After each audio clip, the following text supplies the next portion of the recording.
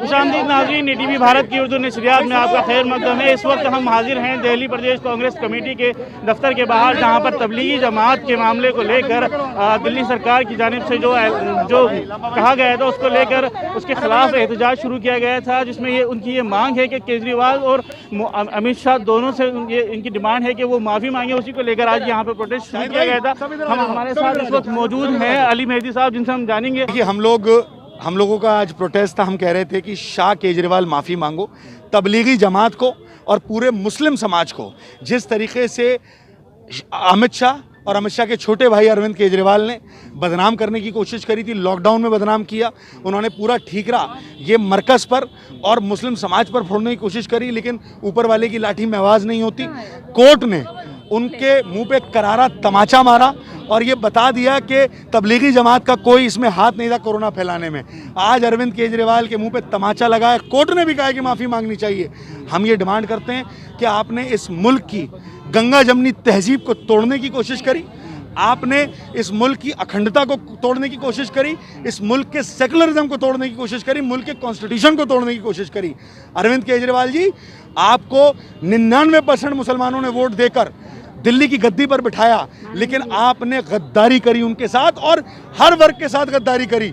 इस देश के अंदर 90% लोग हिंदू मुस्लिम एकता का नारा लगाने वाले लोग हैं। उस हिंदू मुस्लिम सिख ईसाई एकता को तोड़ने का काम अरविंद केजरीवाल और अमित शाह ने किया है। कांग्रेस पार्टी डिमांड करती है कि अमित शाह और केजरीवाल माफ़ी मांगे। नहीं मांगेगा, आज हमें पुलिस ने रोक लिया, पुलिस ने हमें आगे जाने नहीं दिया, लेकिन ये लड़ाई हमारी चलती रहेगी। अभी एक हम लोग डिस्कशन कर रहे हैं, एक कैंपेन लेके आ रहे हैं जो पूरे दिल्ली में चलेगा, शाह केजरीवाल माफ़ी मांगो वाला। भारत में जितने भी लोग आते हैं बाहर से, उनको मेहमान के तौर पर माना जाता है, लेकिन जिस तरह से बाहर के जो ममालिक से जो लोग आए थे, तबलीगी जमात से जुड़े हुए जो लोग थे, उनके साथ 7 महीने तक उनको परेशान किया गया। उसको लेकर आप क्या कहना चाहेंगे? देखिए, जिस तरीके के हालात, अभी जय किशन जी हमारे बीच में थे, वो चले गए, उन्हीं की विधानसभा में सुल्तानपुर माजरा के अंदर कुछ तबलीगी जमात के लोगों को रखा गया था। अभी उनसे आप पूछते, उन्होंने मुझे बताया कितनी बेहाली में थे। हमने देखा इन्होंने एलिगेशन लगाया, और जो गोदी मीडिया थी, माफ़ी चाह के कह रहा हूँ, उसने भी ये दिखाने की कोशिश करी और कि थूक रहे हैं किसी के ऊपर और ये कोरोना फैला रहे हैं। मेरा मकसद समझिए आप, ये जो सब कुछ हुआ इस तबलीगी जमात के साथ, मरकज़ के साथ, जो परेशानियां उन्हें झेलनी पड़ी, उसका मुख्य कारण क्या है? उसका मुख्य कारण है अरविंद केजरीवाल। अरविंद केजरीवाल ने सबसे पहले ट्वीट करके ये कहा कि मरकज़ पर FIR होनी चाहिए, मौलाना साद पर FIR होनी चाहिए, और उसी चीज़ को हथियार बना के अमित शाह ने और अमित शाह की पुलिस ने और अरविंद केजरीवाल के बड़े भाई ने मरकज़ में एक बहुत बड़ा षड्यंत्र रचा। और फिर इन्होंने अमित शाह के कहने पर रोज़ नोटिफिकेशन डाला, जो नोटिफिकेशन में ये आता था कि इतने मरकज़ के लोग इसमें संक्रमित थे। हमने लड़ाई लड़ी, कांग्रेस पार्टी ने लड़ाई लड़ी, तब जाके इन्हें शर्म आई और इन्होंने 7 दिन के बाद उस नोटिफिकेशन को ख़त्म किया। कांग्रेस पार्टी ना दंगों के वक्त में रुकी थी। दंगों के वक्त में हमने हिंदू मुस्लिम सिख ईसाई एकता का नारा लगाया था। हमारे नेता राहुल गांधी मुस्तफाबाद गए थे, वहाँ पर अगर वो भीषम शर्मा के स्कूल में गए थे तो मस्जिद में भी गए थे। लेकिन अरविंद केजरीवाल, आज लोगों की समझ में आ रहा है, जनता की समझ में आ रहा है कि अरविंद केजरीवाल RSS की B टीम है, RSS की शाखाओं से निकला हुआ एक कट्टर RSS वाला आदमी है। आज ये लोगों की समझ में आ रहा है, और आने वाले वक्त में मैं आपको बता रहा हूँ, अरविंद केजरीवाल के ऊपर लोग कूड़ा डालने वाले हैं। माइनॉरिटी की टीम की तरफ से आज ये प्रोटेस्ट किया गया था, क्या आगे उम्मीद की जाएगी इसी तरह के प्रोटेस्ट होंगे इसी को लेकर?